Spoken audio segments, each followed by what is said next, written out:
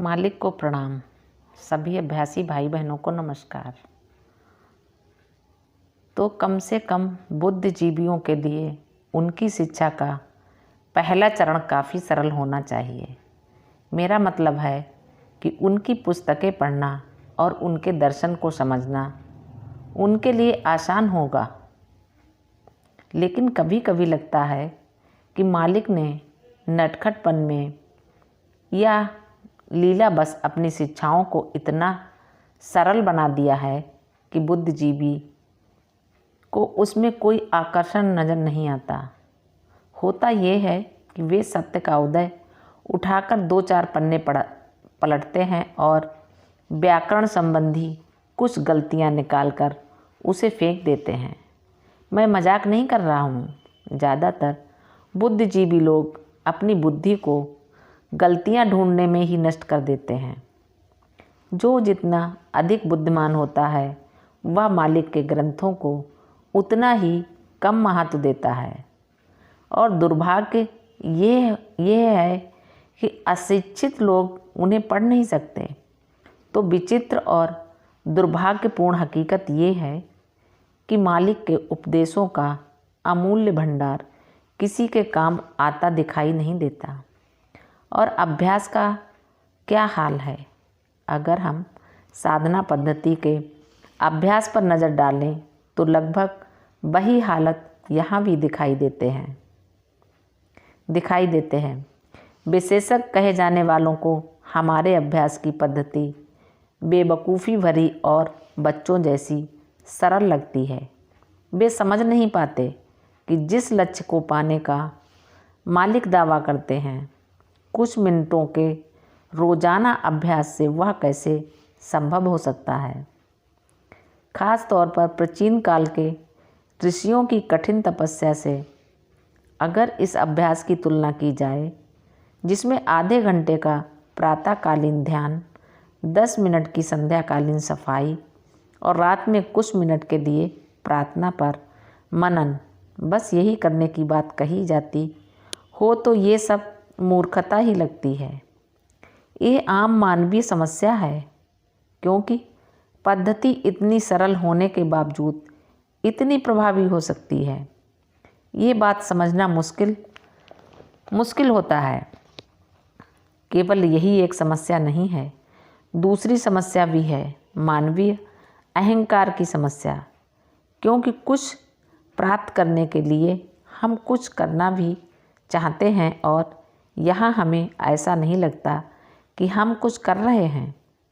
देखिए, एक कारण ये भी है जिसकी वजह से बहुत से लोग अभी भी हठयोग और इसी प्रकार की अनेक क्रियाओं से जुड़े हुए हैं। असल में इंसान का अहं तभी संतुष्ट होता है जब उसे लगता है कि उसने जो हासिल किया है उसके लिए उसने भी कुछ प्रयास किया है। तो देखिए, इंसान की रुचि वास्तव में कुछ पाने में नहीं बल्कि ये महसूस करने में होती है कि फला चीज़ पाने के लिए उसने कितनी मेहनत की है। तीसरा महत्वपूर्ण कारण है कि मिशन में अभ्यास के लिए कोई शुल्क नहीं लिया जाता। खास तौर से पश्चिम के लोग कोई चीज़ मुफ्त में लेना नहीं चाहते। देखिए, यहाँ फिर अहंकार की बात आ जाती है कि मैंने कीमत देकर ये चीज़ प्राप्त की है, इसीलिए ये मेरी है। मुझे याद है कि सन 1972 में न्यूयॉर्क में एक लड़का मालिक से मिलने आया था। लगभग 2-3 घंटे तक हम लोग पद्धति और अभ्यास के बारे में चर्चा करते रहे। मालिक से और पद्धति से वह बहुत प्रभावित हुआ था। बातचीत खत्म होने के बाद वह $50 निकालकर मालिक को देने लगा। मालिक ने धीरे से वे डॉलर उसकी तरफ सरका दिए। लड़के ने सोचा कि शायद मालिक उसकी मंशा समझ नहीं पाए हैं, इसलिए कहने लगा, नहीं नहीं रामचंद्र, ये आपके लिए हैं। बाबूजी ने पूछा, किस लिए? तो कहने लगा, नहीं नहीं, आपने मुझे इतना कुछ बताया है, इतना कुछ सिखाया है और आप मुझे साक्षात्कार भी कराने वाले हैं, इसलिए मैं आपको कुछ देना चाहता हूँ। बाबूजी ने पैसे उठाकर आराम से उसी की जेब में रख दिए और कहा, हम आध्यात्मिकता बेचते नहीं। वह लड़का वास्तव में दुविधा में पड़ गया। कहने लगा, लेकिन भला आप मुझे मुफ्त में साक्षात्कार कैसे करा सकते हैं? तो पश्चिम में ऐसी प्रवृत्ति है कि हर चीज़ कीमत अदा करके लेनी चाहिए। आप बुरा न माने, केवल संकेत के रूप में एक बात और कहना चाहूँगा। लगता है यही रवैया आपके यहाँ प्रेम संबंध में भी व्याप्त हो गया है। उसमें भी आपका दृष्टिकोण व्यापार जैसा ही होता है। खैर, ये एक अलग बात है। पूरब में क्या हालात हैं? पश्चिम की बात तो हमने कर ली, अब जरा देखें पूरब में क्या हाल है। पूरब में मुफ्त में मिलने वाली हर चीज़ ले ली जाती है, लेकिन उसका इस्तेमाल कभी नहीं किया जाता। ये सच्चाई है। केवल एक नोटिस लगाने की देर है कि यहाँ फला चीज़ मुफ्त में मिल रही है। बस लोग उसे लेने के लिए दौड़ पड़ेंगे, चाहे उन्हें उसकी ज़रूरत हो या न हो। इस तरह पूरब हो या पश्चिम, दोनों ही जगह लोग इस अभ्यास से लाभ नहीं उठा पाते। तो हम देखते हैं कि शिक्षित हो या अशिक्षित, दोनों के लिए इन शिक्षाओं का उपयोग नहीं हो रहा है। पूरब वाले अभ्यास का महत्व तो नहीं समझते और पश्चिम के लोग अभ्यास केवल इसलिए नहीं करते कि वह मुफ्त में दिया जा रहा है। दोनों में मूल कारण इंसान का वही अहंकार है। अब रहा इसका आखिरी घटक, मालिक का जीवन और वे आदर्श जो हमें उनसे सीखने हैं। यहाँ भी हमें इसी तरह के दुखद हालात दिखाई देते हैं। हमारे देश में साधारण तबके के लोग उन्हें अपने जैसा एक आम इंसान समझते हैं और उनकी महत्ता समझ नहीं पाते। लगता है उनकी सादगी लोगों को उनके निकट तो ले आती है, लेकिन केवल जिज्ञासा या मानवीय स्तर पर ही। एक बार यही समझाने के लिए बाबूजी ने मुझे एक किस्सा सुनाया था। शायद उनकी माताजी ने एक बार उनसे कहा, तुम आंख बंद करके आने वाले लोगों को धोखा देते हो। क्या तुमने खुद कभी ईश्वर को देखा है जो दूसरों को दिखाओगे? यहाँ पश्चिम में भी यही हाल है। जब तक कोई इंसान शालीन दिखाने में खूबसूरत बढ़िया पोशाक पहने स्मार्ट न दिखाई दे और अपने भाषण से लोगों को प्रभावित करने की क्षमता न रखता हो, तब तक उसकी कद्र नहीं होती। इस तरह हम देखते हैं कि इंसान दूसरों की कमियां देखने में माहिर होता है, लेकिन उसे उनकी अच्छाई नज़र नहीं आती।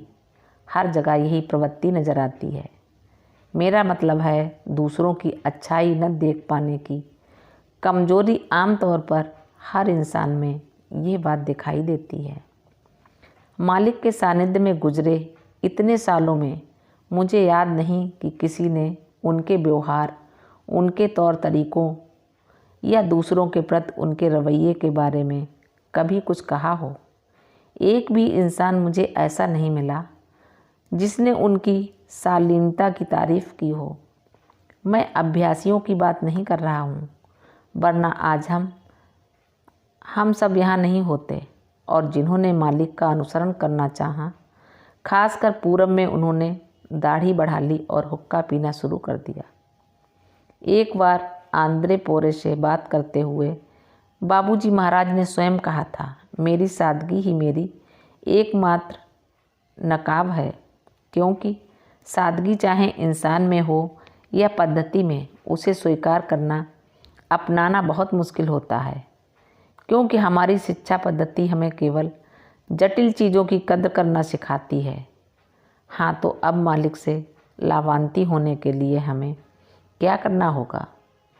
पहली ज़रूरत है, जैसा कि बाबूजी महाराज ने बताया है, अपना जीवन इतना सादा बना ले कि प्रकृति से घुल मिल जाए, क्योंकि अपने में सादगी आने पर ही हम सादगी का वास्तविक मूल्य समझ सकते हैं और उसे स्वीकार कर सकते हैं। दूसरा ये कि मालिक का साहित्य तब तक बार बार पढ़ते रहें जब तक कि उसका सही अर्थ हमारी समझ में न आ जाए। मेरा निजी अनुभव है कि अपने आध्यात्मिक विकास के साथ साथ हमें उनकी किताबों के अर्थ और गहराई से समझ में आने लगते हैं और उस नज़रिए से देखें तो वे हमारे विकास को दर्शाती है और हमारे विकास की सूचक है। इसलिए साल में कम से कम एक बार हमें उनकी किताबें दोबारा से पढ़ लेनी चाहिए। उनके जितने ज़्यादा अर्थ हम समझते जाएंगे, उससे हमें यह अंदाज़ा हो सकेगा कि हम आध्यात्मिकता में थोड़े और आगे बढ़े हैं। मालिक को प्रणाम। सभी अभ्यासी भाई बहनों को नमस्कार। धन्यवाद।